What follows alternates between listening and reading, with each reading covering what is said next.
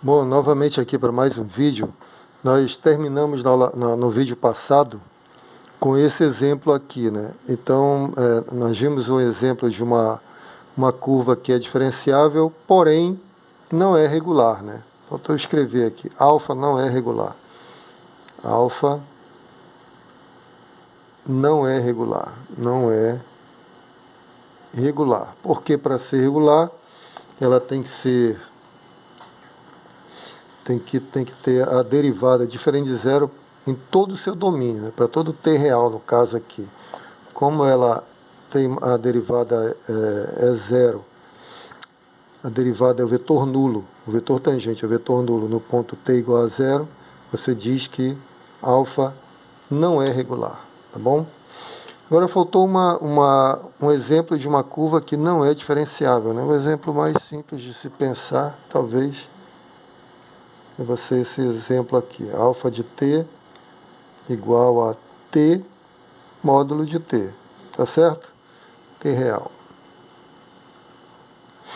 Então essa alfa não é diferenciável porque a segunda coordenada, a função coordenada aqui da segunda posição, segunda função coordenada não é diferenciável. Então ela não é de classe, nem de classe C1, né? Ela só é contínua mesmo, não é diferenciável. Ela é de classe C0.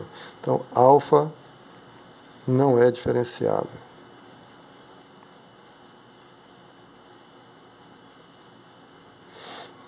Bom, e o traço dessa curva também está toda acima do eixo do x, né, que são módulos, são números não negativos. A gente sabe que é assim. Seria como metade do bissetriz dos quadrantes ímpares e metade das bissetriz dos quadrantes pares, não é? Essa é a nossa curva alfa, que não é diferenciável, então a gente não temos muito interesse. Então note que no ponto onde ela não é diferenciável, tem uma quina, né? Lá na outra, onde a derivada era zero, você tem um bico. Então sempre aparece uma coisa estranha, o vetor tangente muda bruscamente, né? Você viu que o vetor tangente aqui vem apontando para baixo, ele vai ficando horizontal, de repente ele, pum, pula para cima, né? E vai de novo nessa direção. Aqui, o vetor tangente, todo o vetor tangente é assim. Aí de repente ele dá uma brusca mudança de direção aqui. Essa que acontece nos pontos onde há uma singularidade, né? Onde tem problema, onde a curva tem problema. Bom, gostaria de dar mais uma definição aqui, uma definição que nos importa e nos afeta. Dizemos que uma curva parametrizada alfa, definida no intervalo da reta chegando no plano, é simples, tá? Quando a aplicação alfa é injetora. Então uma curva é simples quando a aplicação que a define é injetora. O que é uma aplicação injetora? Se T1 é diferente de T2, isso implica que alfa de T1 tem que ser diferente de alfa de T2. Não pode ter a mesma imagem. Ou no caso da curva, não pode passar no mesmo ponto duas vezes, não é? Essa que está dizendo aqui. Você não pode passar no mesmo ponto duas vezes. Como aquela curva que eu fiz no início lá do exemplo. Assim, ela passa no mesmo ponto duas vezes. Isso aqui não é simples, né? Não é uma curva simples, tá certo? Uma curva simples, ela nunca passa no mesmo ponto. Então, nos exemplos que nós vimos, todas são simples, exceto a circunferência, não é? A reta é uma curva simples, essas aqui são curvas simples, ó, né? Você, tá certo? Nunca vai passar no mesmo ponto. Aqui é uma curva simples também, embora não seja diferenciável, embora não seja regular. Os exemplos todos são simples, exceto na circunferência, que ela vai ficar rodando ali, né? Vai passar infinitas vezes no mesmo ponto, né? O alfa de zero, por exemplo, é igual ao alfa de 2π. Né? Bom, Uma outra maneira de você dizer que a função é injetiva é fazer assim, alfa de T1. Esse aqui a gente usa muito para demonstrar que uma função é injetiva, é a contraafirmação dessa, né? Se alfa de T1 é igual a alfa de T2, então T1 necessariamente é igual a T2, não é isso? É a mesma afirmação dita de outra forma, não é? Muito bem. Um exemplo de uma função que não é simples seria aqui, alfa de T igual cosseno de T, seno de T, não é? T real. Não é simples.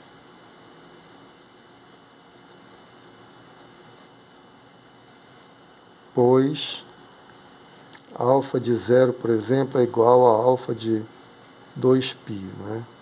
Que é igual, cosseno de 0 é igual a cosseno de 2π, que é igual a 1, seno de 0 é igual a seno de 2π, que é igual a 1. Então, tem dois t's distintos que vão no mesmo ponto.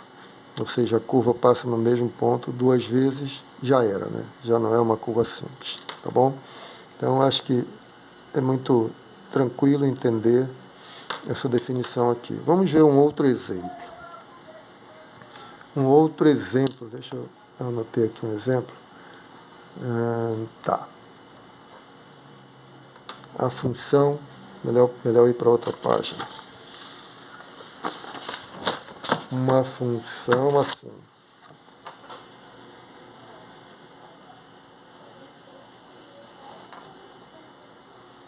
A função alfa de t, deixa eu chamar isso aqui de exemplo alfa de t igual t ao cubo menos 4t, t quadrado menos 4. Eita, t real, tá? Nosso intervalo de definição é toda reta. Essa curva, claramente, essa curva parametrizada é diferenciável, você tem polinômios aqui, você pode derivar, o vetor tangente em cada ponto vai ser 3t ao quadrado menos 4 e 2t, não é? Ela é uma curva diferenciável, ela é regular também. Por que é regular? Porque para essa segunda função ser zero, o t tem que ser zero, né? 2t é igual a zero, se somente se t é igual a zero. E quando t for igual a zero, aqui você vai ter menos 4. Então, as duas funções não se anulam simultaneamente. Para dar o vetor nulo, tem que ser 0 e 0 simultaneamente, para o mesmo t, né? Então, aqui só vai ser 0 quando t for 0. Mas, quando t for 0, a primeira vai dar menos 4. Então, isso implica que alfa de vírgula, né? Vamos colocar vírgula. Alfa de 0 é igual a menos 4, 0. Então, nunca vai ser 0, né? Diferente de 0, 0. Quando esse for 0, também não vai zerar aqui, porque vai ser 0 numa coisa que tem raiz e tudo mais, não é o 0, né? Então, nós podemos concluir que alfa de t é diferente do vetor nulo para todo t real. Ou seja, alfa é irregular.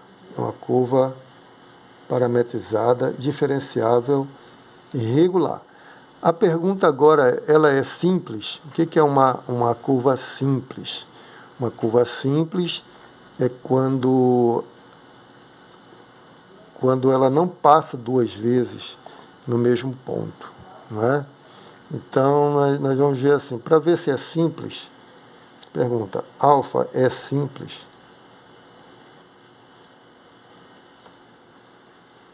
Então, nós temos que fazer a seguinte pergunta. Eu vou chamar de T e S, tá? Para não chamar com índices.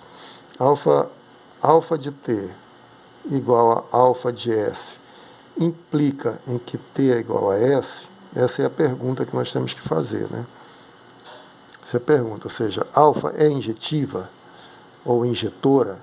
Então, quando eu digo que alfa de T é igual a alfa de S, isso vai nos dar duas igualdades, né?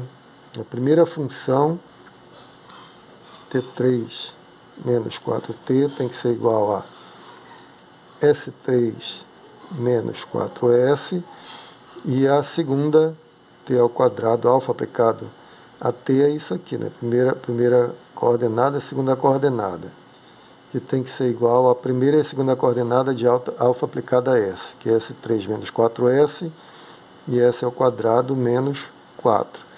Ora, dessa segunda, você cancela menos 4 com menos 4, vai dar T ao quadrado igual a S ao quadrado, ou seja, daqui você tira que T tem que ser mais ou menos S, né? Se T for igual a S, não interessa, você já é injetivo, você está buscando, na verdade, a gente está buscando, na verdade, dois pontos do domínio onde a função coincide, né? A função alfa coincide. Se T é igual a S, então alfa de T é igual a alfa de S. Não tem, nós só temos que analisar o caso T igual a menos S, né? Para T igual a menos S, eu tirei isso aqui da segunda equação, vou usar a primeira. Substituindo ali na primeira, menos S elevado ao cubo dá menos S3, né? Em que menos S multiplicado por menos 4 vai dar mais 4S, tá certo? Igual a S3, que é igual a S3 menos 4S. Daí você, mandando tudo para o primeiro membro, você vai ter, ou tudo para o segundo, tanto faz, né? Manda tudo para o segundo membro. Você vai ter 2S3, tá? Menos 8S igual a zero. Vou colocar o S em evidência, 2S em evidência. 2S vai ficar S quadrado menos 4, tá certo? S quadrado menos 4 igual a zero. É isso mesmo? 2S3 menos a menos 4S. Ou seja, 2S, S menos 2, S mais 2 igual a zero. Quando é que, para quais S essa igualdade está satisfeita? Para S igual a zero, então isso aqui significa que S é igual a zero, né? Vamos lá para cima. S igual a zero, S igual a 2 ou S igual a menos 2, né? S igual a 2 ou S igual a menos 2, tá certo? Essas são as soluções para aquela nossa equação. Muito bem, S igual a zero, lembra que T é igual a menos S, né? T é igual a menos S. S igual a zero vai me dar T igual a menos S, que é zero. Então, não interessa, porque é o mesmo ponto. Para S igual a 2, eu vou ter T igual a menos 2. E para S igual a menos 2, eu vou ter T igual a 2, né? É o simétrico, eles são simétricos. Então, fazendo o caso T igual a menos S, dois números simétricos. Então isso significa que quando um deles for 2 e o outro menos 2, eles vão ter a mesma imagem, né? Então daqui eu concluo que alfa de 2 é igual a alfa de menos 2, tá certo? Isso com certeza me leva à conclusão de que alfa não é simples, né? Não é simples, porque a curva alfa não é simples, porque a aplicação alfa não é injetora, tá bom? Tem dois pontos que levam na mesma imagem, e a gente pode até comprovar isso, né? Calculando diretamente. Quem é alfa de 2? Alfa de 2, você vai lá, alfa de 2 vai dar 8 menos 8, 0, aqui 2 ao quadrado, 0, 0, né? 0, 0. E alfa de menos 2? Alfa de menos 2 dá menos 8, mais 8, 0, aqui é também 0, né? 4 menos 4, 0. Então é igual a alfa de menos 2. Então, concluído, essa curva não é uma curva simples. No próximo vídeo eu vou mostrar o gráfico, né, para a gente ver as peculiaridades dessa curva aqui, tá bom? Tenho que parar o vídeo agora porque esse é o meu tempo limite. Um grande abraço, fiquem com Deus, até o próximo vídeo.